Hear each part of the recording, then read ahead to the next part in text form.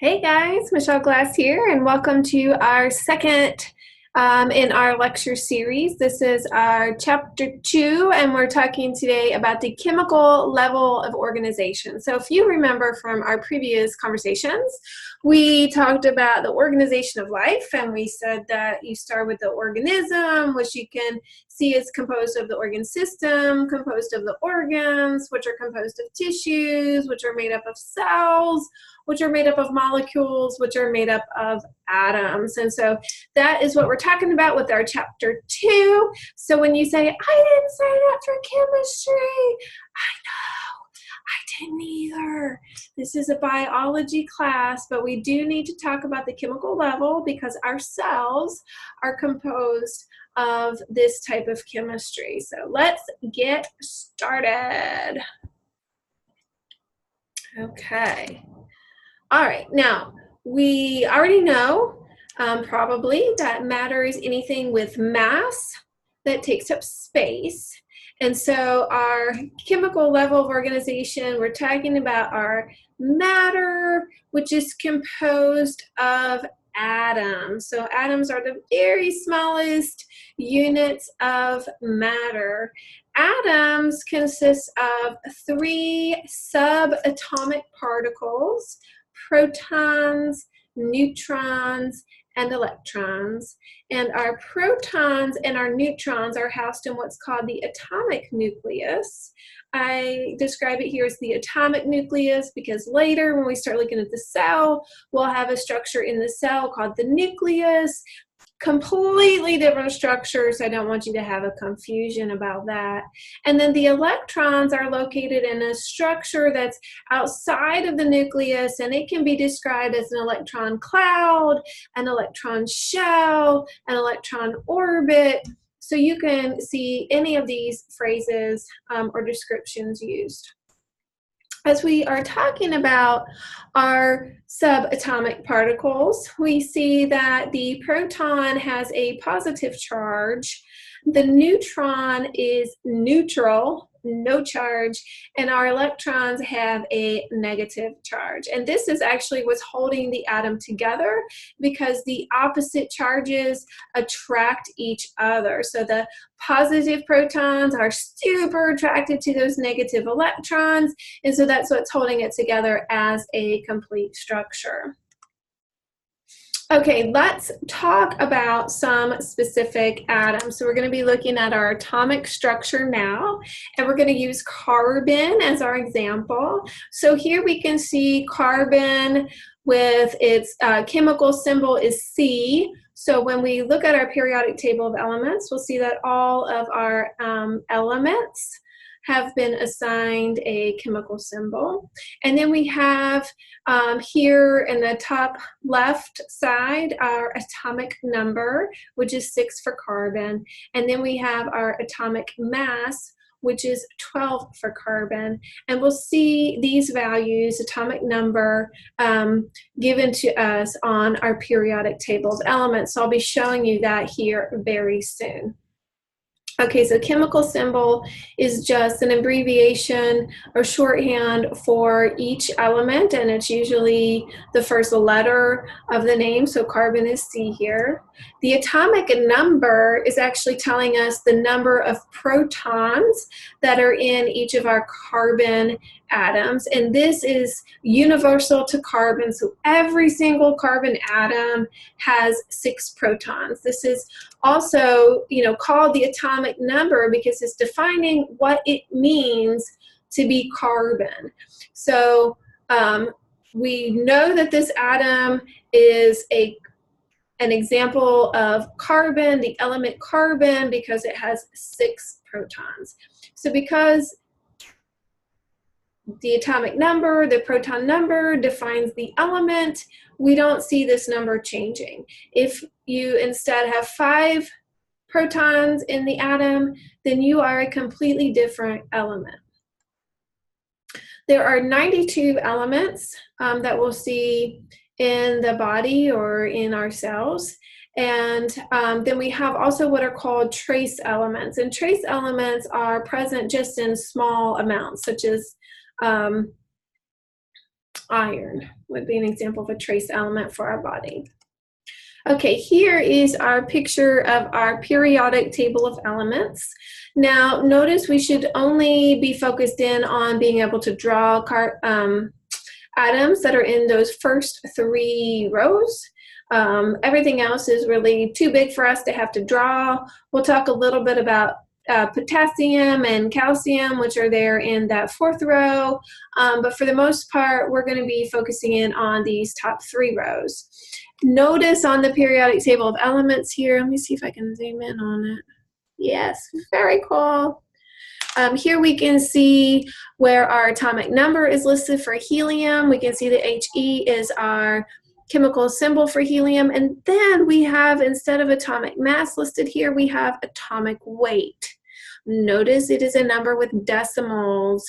Atomic weight is different from atomic mass. Atomic weight is a calculated average of all of the different atoms of helium, including what are called isotopes. And we'll talk about isotopes towards the end of our presentation. So we'll come back to that as we go through. Okay, look at carbon. So here we can see carbon has our atomic number of 6. So remember that's telling us it has 6 protons. And then you can see here the atomic weight for carbon, which is the 12.0107. So again, atomic weight is on the periodic table of elements, and it is a decimal because it is a calculated average. All right, let's go back to what we're talking about here. So again, we see our, we're going to draw our carbon. So we're going to start with looking at our atomic number. It tells us there are 6 protons, so we're going to put our 6 protons in the nucleus. Now, some people like to put 6 little plus signs here. That is too time intensive for me. I'm too busy. So I'm just going to put 6p to represent that. Okay, now we have given us here our atomic mass for this atom of carbon. Atomic mass, by definition, is a whole number because it's telling us the number of protons plus the number of neutrons. And we're going to make the assumption this semester in my class that our proton number and our neutron number and our electron numbers are all equal unless there's something indicating otherwise. Okay? So if we are looking at, let's go back, our periodic table of elements at carbon, and we see that it has atomic number, proton number of 6, we're going to then say it's got 6 protons, 6 neutrons. Boom. So let's get those in our nucleus. All right, now we're ready for our electrons. And remember, we're going to assume proton, neutron, and electron number are the same for this class, okay? Now remember, your electrons can be located in that electron cloud, shell, or orbit. Any of those names works. There are rules to how to assign your electrons into these shells. Okay, imagine your onion. So the nucleus is at the center, and then you have your first shell, and then your second shell, and your third shell. So as you move out first, second, third, fourth, fifth, sixth shells, the atom is bigger and bigger and bigger, and you're further and further and further away from that nucleus. So in that first shell, we can hold 2 electrons, and that's it. In the second shell, we can hold 8 electrons, and that's it. And in the third shell, we can hold 8 electrons. And that's it, and that's all we're going to talk about in this course. If you want to draw bigger atoms, go see our chemistry department. So that is all we're going to ask you to draw in this class.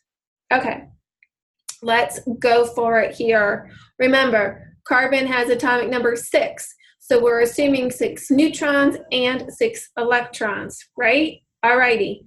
So notice I have my 6p and my 6n in my nucleus and nothing around it. And now I draw in my first shell, and I draw in my 2 electrons that can be housed in the first shell. And notice I put them opposite of each other. This is the correct way to draw your first shell.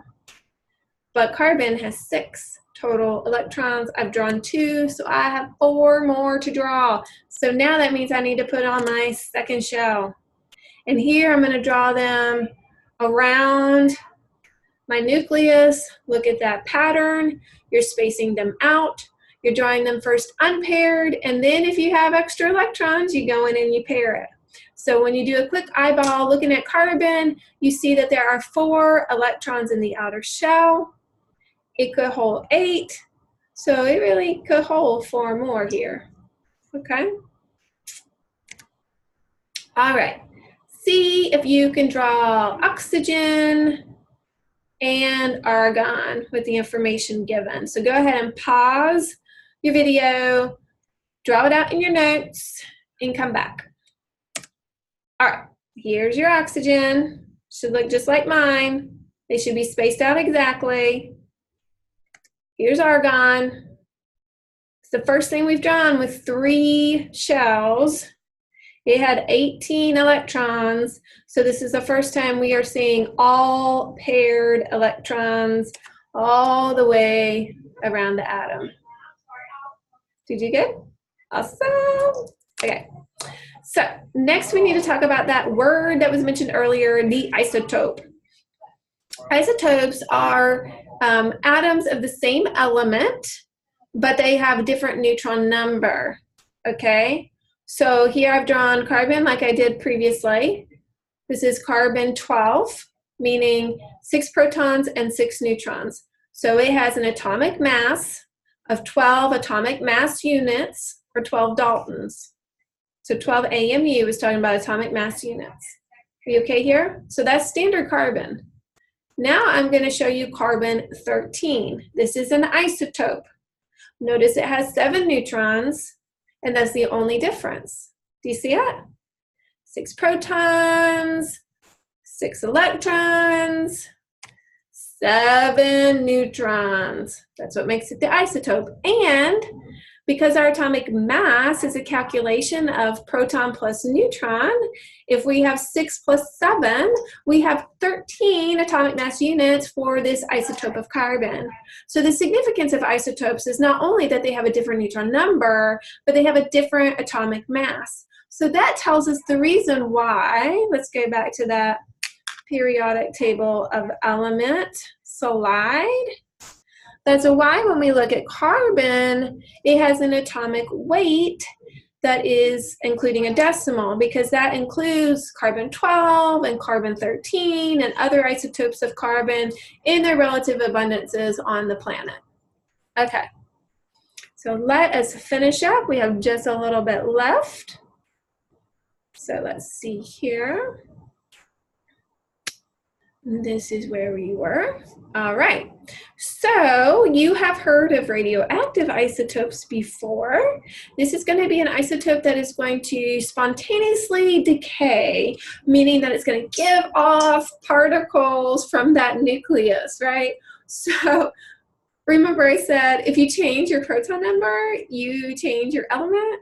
Yeah, so that's what can be happening here. So we're losing subatomic particles and energy is being released here. Now, radioactive isotopes can be helpful and they can be harmful to the body as well. So we do use radioactive isotopes in medicine. We use it like little biological spies. So if we need to be able to see how a particular element is being used by the body, you can include the radioactive isotope, and then you can monitor where it is, what tissue absorbed it, what tissues are using it, what cells are using it, and then you kind of get a little insight. It's a way you can track or trace what's happening with that element in the body. But also, high levels of radiation, we know, can be lethal because you are giving off subatomic particles and you are giving off energy. It can, be carcinogen and so forth to our cells, so it can be bad that way. So we have to be careful about using it. Not all isotopes are radioactive, so that's the other thing to keep in mind. And that's it.